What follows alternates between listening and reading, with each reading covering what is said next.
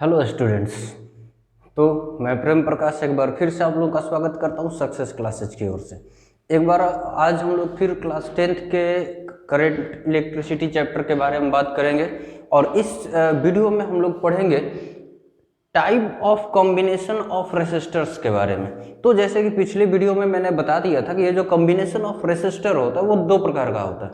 कितने प्रकार का होता है? दो प्रकार का। मीन्स हम उसको दो तरीके से कंबाइन कर सकते हैं। सबसे पहला सीरीज कॉम्बिनेशन, दूसरा पैरेलल कॉम्बिनेशन। तो सबसे पहले हम लोग इस वीडियो में सीरीज कॉम्बिनेशन की बात करेंगे। तो उम्मीद करते हैं आप लोग शादी विवाह में गए होंगे तो वहाँ घर की सजावट जो है काफ़ी बहुत अच्छे तरीके से की जाती है। तो अगर शादी विवाह में घर की सजावट जो बहुत अच्छे तरीके से की जाती है, एक प्रकार का लंबा चौड़ा बल्ब लगा करके, तो हम देखते हैं कि उस बल्ब में क्या होता है। तो अगर सपोज करो कि एक बल्ब जो है छोटा वाला यहाँ पे है, दूसरा बल्ब छोटा वाला यहाँ पे है, तीसरा बल्ब छोटा वाला यहाँ पे है और ये उसमें से दो वायर निकले हुए हैं, एक पॉजिटिव और नेगेटिव। तो इसको कैसे जोड़ा जाता है? तो इसको आपस में कनेक्ट किया जाता है। इस तार को हम इस तार के साथ जोड़ते हैं, फिर इस तार को दोबारा इस तार के साथ जोड़ते हैं। इसका मतलब ये हुआ कि एक बल्ब का एक एंड दूसरे बल्ब के एक एंड के साथ जुड़ा हुआ है। समझ में आ रही बात? इसका मतलब एक बल्ब का एक एंड दूसरे बल्ब के एक एंड के साथ जुड़ा हुआ है। इसका मतलब उसी तरीके से हमको बहुत सारा रेसिस्टर दे दिया जाए कंबाइन करने को। समझ में आ रही बात? बहुत सारा रेसिस्टर दे दिया जाए आपस में कंबाइन करने को, तो इसमें भी दो दो एंड होंगे अलग अलग। तो हम क्या करेंगे कि अगर एक एंड को दूसरे एंड के साथ जोड़ देते हैं तो इस कॉम्बिनेशन को हम कहेंगे सीरीज कॉम्बिनेशन। ये कॉम्बिनेशन सीरीज में है कि नहीं हमें कैसे पता चलेगा? तो हमें बस एक चीज का ध्यान रखना होगा, करंट का। इसका मतलब कि अगर हमने यहाँ से सप्लाई दिया, करंट का डायरेक्शन अगर इधर होगा तो हमें देखना होगा कि जो करंट यहाँ से पहला रेसिस्टर में पार कर रहा है वही जो है दूसरा रेसिस्टर में जाना चाहिए और वही करंट तीसरा रेसिस्टर में जाना चाहिए। इसका मतलब हमने जितना भी रेसिस्टर कंबाइन किया है आपस में, अगर सब में सेम करंट पास कर रहा है तो हम कहेंगे कि वो कॉम्बिनेशन कैसा है? सीरीज है। एक बार फिर से अगर हम बात करेंगे कि अगर एक रेसिस्टर का एक एंड दूसरे रेसिस्टर के बस एक एंड के साथ जुड़ा हुआ है और बाकी दूसरा एंड आपस में कनेक्टेड न हो तो उस कॉम्बिनेशन को सीरीज कॉम्बिनेशन कहेंगे। अब बात ऐसे कि हम लोग पहचानेंगे कैसे कि ये कॉम्बिनेशन सीरीज है कि नहीं है। अगर बहुत ज़्यादा कन्फ्यूजन होगा तो मैंने बताया कि हम करंट को देखेंगे। इसका मतलब कि जो करंट पहले रेसिस्टर में जा रहा है वही करंट यहाँ से दूसरे में जाएगा, वही करंट यहाँ से तीसरे में। मीन्स प्रत्येक रेसिस्टर में सेम करंट जा रहा है तो हम उसको कहेंगे कि वो कॉम्बिनेशन कैसा है? सीरीज कॉम्बिनेशन है। समझ में आ रही बात? चलिए हम लोग इसका डिफिनेशन देखते हैं थोड़ा सा क्या है। हाँ तो स्टूडेंट्स, जैसा अभी हम लोगों ने देखा series combination, two or more resistor are said to be in series if one end of a resistor is connected to one end of other। इसका मतलब ये हुआ कि हम दो या दो से ज़्यादा रेसिस्टर को कहेंगे कि वो सीरीज में कंबाइन है। कब? जब एक रेसिस्टर का एक एंड दूसरे रेसिस्टर के एक एंड से कनेक्टेड हो तब। इसका मतलब मान लेते, हाँ तो स्टूडेंट्स अब जो है हम मान लेते हैं कि let R1 R2 R3 dot dot are some resistors connected in series. मान लेते हैं कि ये R1 R2 R3 कुछ रेसिस्टर्स हैं जिसको हमने सीरीज में कनेक्ट कर दिया और वहां से I करंट जो है पास करा दिया। समझ में आ रही बात?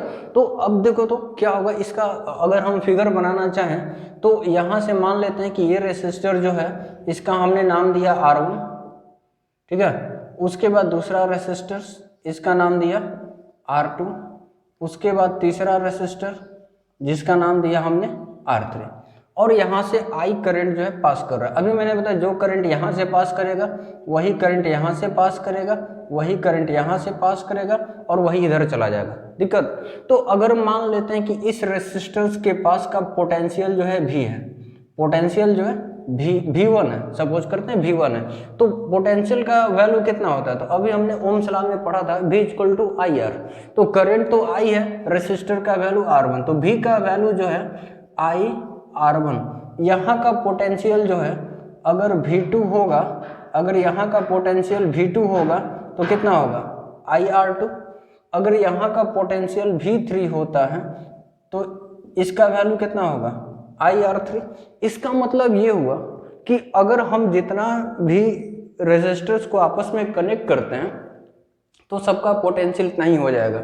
और लास्ट में पूरे बैटरी का पोटेंशियल कितना होगा, अगर हम इसको लास्ट में बैटरी से कनेक्ट करते हैं या किसी चीज़ से कनेक्ट करते हैं तो उसका टोटल पोटेंशियल इक्विवेलेंट कितना होगा, तो इस सारे पोटेंशियल्स को हम ऐड कर देंगे और उसके बाद जो है क्या होगा, टोटल पोटेंशियल निकल जाएगा। इसका मतलब ये हुआ कि अगर सीरीज में होगा रेसिस्टर्स कंबाइन तो सबका पोटेंशियल सेम होता है। ये जो पोटेंशियल होता है ना सबका क्या होता है, सेम होता है। दिक्कत अगर कॉम्बिनेशन सीरीज होगा, अगर कॉम्बिनेशन सीरीज में होगा तो ये सारा पोटेंशियल डिफरेंस को अगर हम जोड़ते हैं तो जो नेट पोटेंशियल है इस कॉम्बिनेशन का वो हमको मिल जाएगा।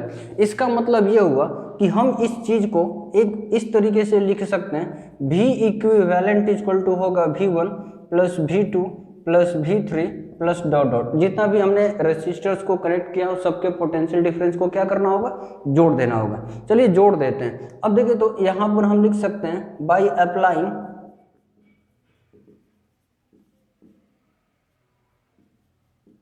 Ohm's law, by applying Ohm's law. तो ओम्स लॉ V का वैल्यू कितना होगा, आई आर, तो करंट तो सब में I है, लास्ट तक I ही जाएगा, तो इसलिए करंट में कोई चेंज आएगा नहीं, तो हम यहाँ लिख देते हैं I और उसके बाद लिख देते हैं R इक्विवेलेंट इक्वल टू, यहाँ भी करंट I, यहाँ भी करंट I, यहाँ भी करंट I, हर जगह करंट जो है I है। तो हम क्या करेंगे कि I R1 V2 का value I R2 plus V3 का value I R3 plus dot dot dot, इस तरह से जोड़ते जाएंगे। देखिए यहाँ I जो है हर जगह सेम है, तो हम जो है यहाँ तो यही लिखेंगे और यहाँ से I कॉमन निकाल सकते हैं, R1 plus R2 plus R3 plus dot dot dot. तो उसके बाद ये I और ये I कैंसिल हो जाएगा क्योंकि ये इधर मल्टीप्लाई में इधर आएगा डिवाइड में हो जाएगा। इसका मतलब हम लिख सकते हैं कि R इक्विवेलेंट इक्वल टू होगा R1 plus R2 plus R3 plus dot dot dot. इसका मतलब ये हुआ कि अगर कुछ रेसिस्टर्स को हम सीरीज में कंबाइन करते हैं, अगर कुछ रेसिस्टर्स को हम सीरीज में कंबाइन करते हैं तो जो इक्विवेलेंट रेसिस्टेंस होगा वो सब के वैल्यू को जोड़ने के बाद जो वैल्यू मिलता है उसके इक्वल होगा। क्या होगा, उसके इक्वल होगा। तो इसके बारे में थोड़ा सा और हम लोग देखते हैं, तब तक से आप लोग इसको क्या करो, नोट डाउन कर लो। इक्विवेलेंट रेसिस्टेंस आया वो उसका वैल्यू क्या होगा, तो जितने भी रेसिस्टर्स को हमने यहाँ ऐड किया था, कनेक्ट किया था, उसके सम के इक्वल होगा। इसका मतलब हम कह सकते हैं कि इक्विवेलेंट रेसिस्टर वैल्यू ऑफ, लिख देते हैं value of equivalent resistor is equal to the value of all resistors connected in series। लेकिन एक चीज और गौर करने योग्य है यहाँ पे कि अगर मान लो कि यहाँ इस हम दोनों तरफ कंप्राइज करते हैं इसको, ठीक है, कंपैरिजन करते हैं दोनों तरफ, तो क्या होगा, इसका मतलब कि ये जो R1 का वैल्यू है इसके वैल्यू से छोटा होगा, R1 का वैल्यू इससे छोटा होगा, क्योंकि जो R1 है ना, ये जो R इक्विवेलेंट है ना वो इस सब के सम के बराबर है, इस सब के सम के बराबर है। इसका मतलब ये हुआ कि इसका जो वैल्यू है इससे क्या होगा, छोटा होगा। R2 की बात करें तो R2 का अकेले का R2 का वैल्यू इससे छोटा होगा क्योंकि इसका वैल्यू पूरे के सम के बराबर है। इसका मतलब कोई भी एक इंडिविजुअल रेसिस्टेंस हम ले लेते हैं तो उसका वैल्यू जो है इक्विवेलेंट रेसिस्टेंस से हमेशा क्या होगा, छोटा ही होगा। इसका मतलब हम कह सकते हैं कि ये जो इक्विवेलेंट रेसिस्टेंस है, इक्विवेलेंट जो रेसिस्टेंस है इसका वैल्यू प्रत्येक इंडिविजुअल रेसिस्टेंस से बड़ा होगा। कब, जब वो सीरीज कॉम्बिनेशन में कंबाइन होगा तब। तो ये एक फैक्ट है जो हमको याद रखना होगा। ऑप्शनल में कभी कभी हम लोग को पूछ देता कि अगर जो है इक्विवेलेंट रेसिस्टेंस का वैल्यू इच रेसिस्टर के वैल्यू से बड़ा है तो कॉम्बिनेशन कैसा होगा, सीरीज होगा। क्यों होगा, समझ में आ रही बात। तो हम यहाँ कह सकते हैं कि if resistors are connected in series, then the value of equivalent resistor is greater than the value of each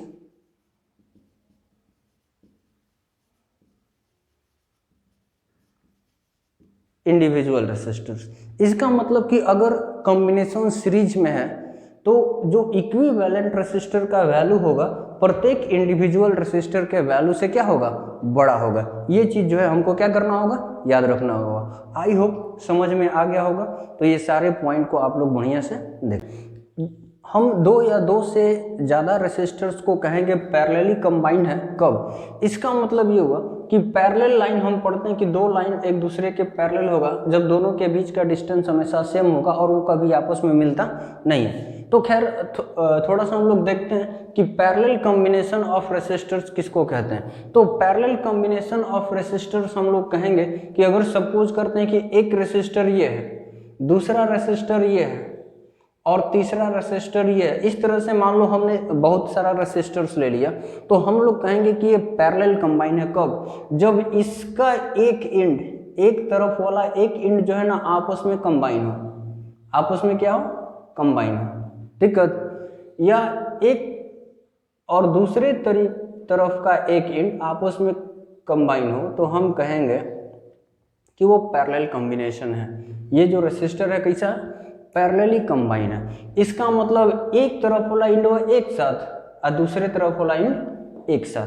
दिक्कत सीरीज में होता था कि एक तरफ वाला एंड आपस में कनेक्टेड होता था और दूसरे तरफ वाला फ्री होता था, वो आपस में कनेक्ट नहीं होता था। तो इस तरह का जब कॉम्बिनेशन होगा तो हम कहेंगे कि सीरीज कॉम्बिनेशन है। लेकिन दिक्कत ये है कि यहाँ पर एक तरफ वाला एंड जो है, इसका एक तरफ का एंड ये, इसका ये और इसका ये जो है आपस में एक साथ कंबाइन है, और दूसरा वाला जो इसका एंड ये, इसका ये और इसका ये वाला एक साथ कंबाइन है। तो हम कहेंगे कि जब एक तरफ का एंड एक साथ और दूसरे तरफ का एंड एक साथ कंबाइन है तो ये जो रेसिस्टेंस कंबाइन है वो कैसा कॉम्बिनेशन होगा, पैरेलल कॉम्बिनेशन। इस चीज को हम एक और तरीके से रिप्रेजेंट कर सकते हैं। जैसे देखो तो मान लो ये एक रेसिस्टर था जिसका एक एंड ये, दूसरा एंड ये, उसके बाद ये रेसिस्टर था R2, ये रेसिस्टर था R3। हम इसको इस तरीके से भी कंबाइन कर सकते हैं। तो ये सेम चीज हो गया, क्योंकि इसका एक एंड यहाँ, इसका एक एंड यहाँ और इसका एक एंड यहाँ, तीनों का एक एंड एक साथ कंबाइन हो गया। उसी तरीके से देखो तो इस रेसिस्टर का एक एंड यहाँ, दूसरा एंड यहाँ और इसका एक एंड यहाँ। इसका मतलब कि दूसरे तरफ का एंड भी एक साथ कंबाइन हो गया। तो ये फिगर बनाओ या ये फिगर बनाओ, कोई डिफरेंस नहीं है। तो आई होप समझ में आ गया होगा कि पैरेलल कॉम्बिनेशन कहते किसको हैं, किसको कहेंगे। तो पैरेलल कॉम्बिनेशन हम कहेंगे जब एक तरफ का सारा एंड एक साथ और दूसरे तरफ के सारे रेसिस्टर्स का एंड एक साथ कंबाइन हो, तो हम कहेंगे कि ये कॉम्बिनेशन कैसा है, पैरेलल है। समझ में आ रही बात। तो इसका डिफिनीशन देखते हैं। इसको अगर इसी चीज को अंग्रेजी में लिखना होगा तो क्या कहेंगे, पैरेलल कॉम्बिनेशन तो समझ गया, बस इसी चीज को अब क्या करना, अंग्रेजी में लिख देना है। तो आइए देखते हैं लिख के। तो स्टूडेंट्स देखिए, तो parallel combination, two or more resistors are said to be connected in parallel if one end of each resistor, means प्रत्येक रेसिस्टर का एक तरफ का एंड आर ज्वाइंट टुगेदर, एक साथ ज्वाइन है, एंड सिमिलरली उसी प्रकार से other ends are join together, दूसरा वाला जो भी एंड है वो भी आपस में अगर ज्वाइन है, मतलब एक तरफ का एंड एक साथ और दूसरे तरफ का एंड एक साथ, अगर इस तरीके से ज्वाइन है तो हम कहेंगे कि वो कॉम्बिनेशन कैसा है, तो पैरेलल है। दिक्कत अब मान लेते हैं let R1 R2 R3 dot dot are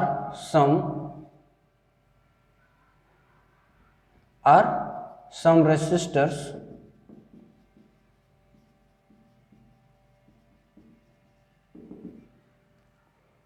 in parallel combination and I is equivalent current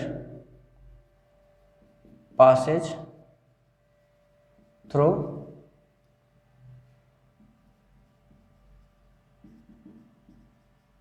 circuit. दिक्कत मान लेते हैं कि R1, R2, R3 और इस तरीके से कुछ और रेसिस्टर्स है जिसको हम लोग पैरेलली कनेक्ट कर दिए हैं और करंट जो है I जो है वहां से इक्विवेलेंट करंट पूरे सर्किट में पास कर रहा है। इसका मतलब कि अगर करंट का डायरेक्शन इधर है और I करंट आ रहा है तो पैरेलल कॉम्बिनेशन है और सारा रेसिस्टर का वैल्यू अगर सेम नहीं है तो करंट जो है यहाँ से कुछ इधर जाएगा, कुछ इधर आएगा और कुछ करंट इधर आ जाएगा। दिक्कत इसका मतलब कि यहाँ से करंट I आ रहा है तो सब में बराबर करंट नहीं जाएगा, कुछ यहाँ से करंट कट करके इधर चल जाएगा, कुछ इधर और कुछ इधर। इसका मतलब ये है कि यहाँ जो करंट गया ना उसको I1 मान लेते हैं, यहाँ जो करंट गया उसको I2 और यहाँ वाले करंट को हम मान लेते हैं I3। दिक्कत है अगर इसको I1 मान लेते हैं, इसको I2 और इसको I3, लेकिन दिक्कत ये कि अगर एक पॉइंट है A यहाँ पर और दूसरा पॉइंट है यहाँ पर B, इसका मतलब ये हुआ कि हम पढ़े थे कि किसी इलेक्ट्रिक सर्किट में दो पॉइंट के बीच का पोटेंशियल हमेशा सेम होता है। इसका मतलब जो पोटेंशियल यहाँ पर होगा वही पोटेंशियल यहाँ पर होगा और वही पोटेंशियल जो है इसका होगा। इस कंडीशन में जितने भी रेसिस्टर हम आपस में कनेक्ट करेंगे सबका पोटेंशियल क्या होगा, सेम होगा, क्योंकि प्रत्येक रेसिस्टर जो है पोटेंशियल बताएगा पॉइंट ए और पॉइंट बी के बीच का ही पोटेंशियल बताएगा।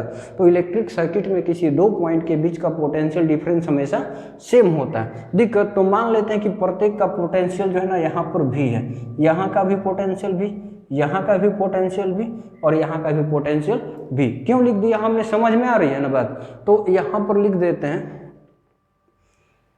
कि I is the equivalent current passes through the circuit and the potential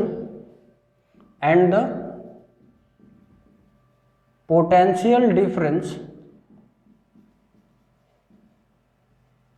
between A and B is V। मान लेते हैं कि यहाँ का पोटेंशियल डिफरेंस कितना V है और तीनों रेसिस्टर या जितने भी रेसिस्टर यहाँ कंबाइन कर लें सबके लिए क्या होगा, सेम होगा। तो देखो तो हमने कहा कि कुछ करंट इधर जाएगा, कुछ करंट इधर जाएगा और कुछ करंट जो है इधर आएगा, लेकिन यहाँ फाइनली ये वाला करंट जाकर के फिर यहाँ ऐसे जाएगा, ये वाला करंट भी इधर जाकर ऐसे ही जाएगा, ये वाला करंट भी इधर से जाकर के ऐसे जाएगा। मीन्स जितना करंट फाइनली यहाँ था उतना ही करंट फाइनली यहाँ से पास करेगा। इसका मतलब कि हम अगर इस तीनों सर्किट के करंट को अगर हम जोड़ देते हैं तो ये फाइनल करंट जो है इक्विवेलेंट करंट हमको मिल जाएगा। इसका मतलब कि हम यहाँ कह सकते हैं कि I इक्विवेलेंट जो है, I इक्विवेलेंट कितना होगा, तो I इक्विवेलेंट होगा I1, I2, I3, जितना करंट होगा सबको हम क्या करेंगे, जोड़ देंगे, निकल जाएगा I इक्विवेलेंट। अब देखो तो by applying Ohm's law, by applying Ohm's law, अगर ओम्स लॉ को अप्लाई करते हैं तो ओम्स लॉ क्या है, V equal to I R, तो यहाँ से I इक्वल टू हो गया V बाई आर और I equal to V by R, क्योंकि R इधर मल्टीप्लाई में इधर आएगा तो डिवाइड में हो जाएगा। प्रॉब्लम है, चलिए ठीक है। तो इस I इक्विवेलेंट को हम लिख देते हैं V बाई क्या, R इक्विवेलेंट। प्रॉब्लम है क्योंकि पोटेंशियल डिफरेंस तो यहाँ दोनों पॉइंट के बीच का सेम है, तो V बाई R इक्विवेलेंट लिख सकते हैं। I1 के बदले V by R1 plus V by R2 plus V by R3 plus dot dot dot. अगर हम थोड़ा सा यहाँ देखते हैं, अगर थोड़ा सा हम यहाँ इसको देखते हैं तो यहाँ पोटेंशियल डिफरेंस हर जगह का सेम है, V का वैल्यू यहाँ प्रत्येक V का वैल्यू क्या है, सेम है। तो हम इसको इस तरीके से भी लिख सकते हैं, V by R equivalent equal to V common ले लें, 1 by R1 plus 1 by R2 plus 1 by R3 plus dot dot dot, और ये भी कट जाएगा। मीन्स हम इसको लिख सकते हैं 1 by R equivalent equal to हो जाएगा 1 by R1 plus 1 by R2 plus 1 by R3 plus, इसका मतलब ये हो गया कि अगर कॉम्बिनेशन पैरेलल होगा, अगर कॉम्बिनेशन पैरेलल होगा तो जो इक्विवेलेंट रेसिस्टेंस का इन्वर्स होगा, इक्विवेलेंट रेसिस्टर का जो इन्वर्स होगा वो क्या होगा, तो प्रत्येक रेसिस्टर के इन्वर्स के सम के इक्वल होगा, प्रत्येक रेसिस्टर के इन्वर्स के सम के इक्वल होगा। प्रॉब्लम है? तो उम्मीद करते हैं कि आप लोगों को ये समझ में आ गया। यहाँ से एक चीज़ और देखते हैं, यहाँ से एक चीज़ और देखते हैं, क्या हमें देखने योग्य चीज़ मिलेगा। इसका मतलब ये हुआ कि इस इक्विवेलेंट रेसिस्टर का जो वैल्यू होगा इससे बड़ा होगा कि छोटा होगा, इसकी अपेक्षा बड़ा होगा कि छोटा होगा, तो इसकी अपेक्षा जो है ये वैल्यू छोटा होगा। दिक्कत है, सीरीज में होगा तो ये प्रत्येक रेसिस्टर के वैल्यू से बड़ा होता है और पैरेलल में होगा तो प्रत्येक रेसिस्टर के वैल्यू से छोटा होता है। प्रॉब्लम है? चलिए उम्मीद करते हैं आप लोगों को समझ में आए। हाँ तो स्टूडेंट्स देखिए, तो मान लेते हैं कि let R1 and R2 are two resistors connected parallelly and I equivalent is the current in the circuit. मान लेते हैं ना कि दो गो रेसिस्टर है और उसको हम लोग क्या कर दिए, पैरेलली कंबाइन कर दिए हैं। इसका मतलब कि एगो रेसिस्टर ये हो गया और दूसरा रेसिस्टर ये हो गया, इसको हम लोग जो है पैरेलली कंबाइन कर दिए हैं, पैरेलली कंबाइन कर दिए हैं। इसका मतलब ये हो गया कि एगो रेसिस्टर है और दूसरा रेसिस्टर है। ये फोटो को क्या हो जा रहा है? चलिए आप लोग फोटो बना लेंगे। उम्मीद करते हैं CBSE बोर्ड में पढ़ते होंगे तो प्रोजेक्ट बनाने आप लोगों को आता होगा, ठीक है। हम तो थोड़ा सा ये ठीक है जो भी। तो मान लेते हैं कि यहाँ का जो है रेसिस्टर क्या है, R1 है और ये रेसिस्टर का नाम R2 है और I इक्विवेलेंट जो है करंट यहाँ से पास कर रहा है। तो हमने बताया कि अगर पैरेलल कॉम्बिनेशन होगा, अगर कॉम्बिनेशन पैरेलल होगा तो करंट यहाँ जा कर के दो भाग में बढ़ जाएगा। तो मान लेते हैं कि यहाँ जो R1 रेसिस्टर में करंट गया उसका वैल्यू था R1 और जो यहाँ करंट आया इसका वैल्यू था R2। तो हमने अभी तुरंत पढ़ा था, क्या पढ़ा था कि 1/R इक्विवेलेंट इक्वल टू होगा 1/R1 plus 1/R2, 1/R1 plus 1/R2। इसका मतलब कि हम यहाँ एलसीएम लेते हैं, R इक्विवेलेंट इक्वल टू होगा कितना, R1 plus R2/R1 into R2। अगर हम इसको बटा पर का जोड़ बनाएंगे तो इतना ही वैल्यू आएगा। R2 प्लस R1 लिखिए या R1 प्लस R2 लिखिए, कोई फर्क नहीं पड़ता है। तो R equivalent equal to directly हम लिख देंगे R1 into R2/R1 plus R2। अगर मान लो कि दो रेसिस्टर को हम कनेक्ट कर रहे हैं, दो रेसिस्टर को हम लोग क्या कर रहे हैं, कनेक्ट कर रहे हैं, कहाँ पर, पैरेलली, तो जो इक्विवेलेंट रेसिस्टर होगा वो होगा प्रोडक्ट ऑफ रेसिस्टर्स बाई में सम ऑफ रेसिस्टर्स। प्रॉब्लम है, अब दिक्कत ये कि I1 का वैल्यू कितना होगा, यहाँ से जो करंट I1 पास करेगा इसका वैल्यू कितना होगा और जो करंट I2 पास करेगा यहाँ से इसका वैल्यू कितना होगा। तो चलिए हम लोग थोड़ा सा देख लेते हैं कि I1 का जो वैल्यू होगा I इक्विवेलेंट R2 बाई में R1 प्लस R2 होता है और I2 का जो वैल्यू होता है I equivalent R1 by R1 plus R2 होता है। इसको जो है आप लोग नोटबुक में लिख लीजिए, ये जो प्रूव्ड है, हम आगे चल के इसको प्रूव भी करना है, ठीक है। मैंने कर लिया, उम्मीद करते हैं आप लोग भी बाद में इसको घर पे करोगे। दिक्कत है, तो चलिए ये I1 का जो वैल्यू होगा I इक्विवेलेंट और I1 निकालना है तो R2 ऊपर ही लिखेंगे और नीचे दोनों को जोड़ देंगे। दिक्कत, अगर I2 का वैल्यू निकालना है तो I इक्विवेलेंट और I2 का वैल्यू निकालना है तो R1 ऊपर लिखेंगे और नीचे दोनों को क्या करेंगे, जोड़ देंगे। तो उम्मीद करते हैं कि ये चीज़ आपको समझ में आ गया होगा। अब दिक्कत ये कि ये तो रहा थ्योरी, कुछ हम लोग न्यूमेरिकल बना लेते हैं। दिक्कत क्योंकि सबसे ज़्यादा जो मोस्ट इम्पॉर्टेंट है इस यहाँ पर जो नया चीज़ है वो न्यूमेरिकल है। रटते तो हम लोग पहले से आ रहे हैं, पूरा मतलब कि 1 से लेकर के जब से पढ़ना शुरू किया तब से तो रटिए रहे। तो आ जाते हैं, अब कुछ समझे हैं कि नहीं समझे हैं ये सारा कुछ कैसे पता चलेगा, न्यूमेरिकल बनाएंगे, अगर बन गया तो ठीक है, समझ में आ गया, और नहीं बना तो अभी समझने की जरूरत है। दिक्कत है, तो चलिए हम लोग कि रेसिस्टेंस का वैल्यू फाइंड करो एक इलेक्ट्रिक लैंप का।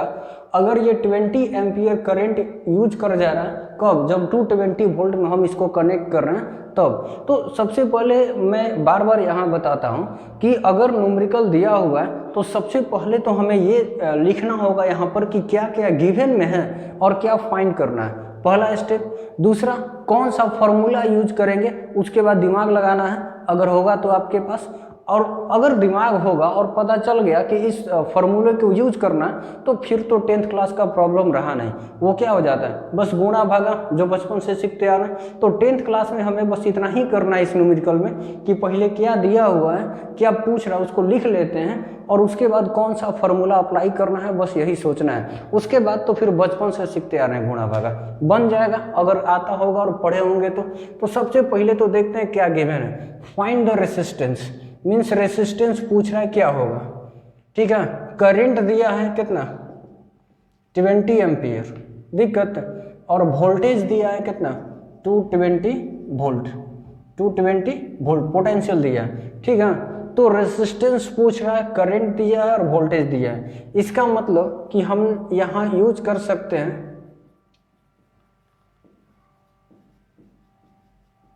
Ohms law. क्या उपयोग करेंगे, ओम्स लॉ। ओम्स लॉ क्या है भैया, तो V equal to I R, V equal to I R हमको निकालना है रेसिस्टेंस, ठीक है।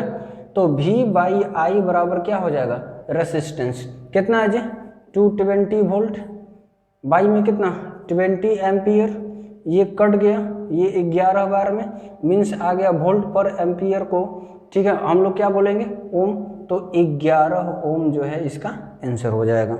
दिक्कत देखिए तो find equivalent resistance and current in given circuit, means यहाँ एक इलेक्ट्रिकल सर्किट दिया हुआ है, वहां पर पूछ रहा है कि इक्विवेलेंट रेसिस्टेंस और करंट दो चीज बताना है। दिक्कत, तो सबसे पहले तो हमने बताया कि जो यहाँ दिया हुआ है उसको गिवन में और जो फाइंड करना है उसको लिख लेते हैं, और उसके बाद बस थोड़ा सा वही पुराना वाला टेक्निक, दिमाग अगर है तो यूज करेंगे कि कौन सा फॉर्मूला लगाएंगे तो बन जाएगा। तो सबसे पहले तो हम देख लेते हैं कि आर इक्विवेलेंट पूछ रहा है कितना होगा और करंट पूछ रहा है कितना होगा, ठीक है। पोटेंशियल दिया हुआ है यहाँ का कितना 8 वोल्ट, दिक्कत, इलेक्ट्रिक पोटेंशियल दिया है 1 वोल्ट या वोल्टेज जिसको सिंपली बोल सकते हैं। तो एक्चुअली अब देखते हैं कि ये बहुत सारे रेसिस्टर्स को आपस में कंबाइन किया गया है। तो सबसे पहले तो ये सोचना होगा कि रेसिस्टर जो है कॉम्बिनेशन, रेसिस्टर का ये जो कॉम्बिनेशन है सीरीज है कि पैरेलल है। तो पैरेलल होगा कब, जब एक तरफ का एंड एक साथ है दूसरे तरफ का एंड एक साथ जुड़ा होगा तब। अगर एक तरफ के एंड एक साथ जुड़ा है दूसरे के तरफ का एक साथ नहीं जुड़ा है तो हम कहेंगे कि वो पैरेलल नहीं है, सीरीज है। तो देखिए यहाँ पर क्या होगा, तो देखो तो ये अगर एक रेसिस्टर है तो एक तरफ का एंड इधर और दूसरे तरफ का एंड इधर, तो एक तरफ का एंड तो यहाँ दोनों का जुट गया, एक इसका एक तरफ का एंड इधर इधर इसका इधर, तो दूसरे तरफ का एंड वो आपस में जुटवे नहीं किया, तो ये कैसा हो गया कॉम्बिनेशन, सीरीज कॉम्बिनेशन हो गया। तो सीरीज कॉम्बिनेशन हो गया तो आर इक्विवेलेंट इक्वल टू हमको पता है तुरंत R1 plus R2 plus R3 यहाँ लिख देंगे ऊपरे फॉर क्या, series combination, for series combination. R equivalent कितना होगा R1 plus R2 plus R3, तो इसलिए आर इक्विवेलेंट इक्वल टू हो गया कितना 5 ओम प्लस 8 ओम प्लस कितना 12 ओम। दिक्कत, तो जोड़ दो, आर इक्विवेलेंट इक्वल टू कितना हो गया जी, कितना, दिक्कत 25 ओम। नाउ अब क्या पूछ रहा है, करंट पूछ रहा है, तो बाई ओम्स लॉ क्या होगा V equal to I R. चलिए हमको निकालना है I, अगर I निकालना है तो इसलिए V by R equal to लिख सकते हैं I, और 8 वोल्ट बाई में 25 ओम इक्वल टू होगा M, ये I, और यहाँ से हम निकाल सकते हैं कितना 8 बाई 25 एम्पियर इक्वल टू हो गया क्या I। प्रॉब्लम है, तो उम्मीद करते हैं आप लोगों को ये चीज़ समझ में आ गया होगा, ठीक है। तो इस तरह से और न्यूमेरिकल की बात करेंगे हम लोग अगले वीडियो में, तब तक के लिए धन्यवाद। और एक इम्पॉर्टेंट सूचना, आप लोग जो है मास्क पहनते रहिए, घर में रहिए, सुरक्षित रहिए, जब भी बाहर जाना है तो प्रॉपर सेफ्टी के साथ, ताकि हम लोग कोरोना से बचे रहें। दिक्कत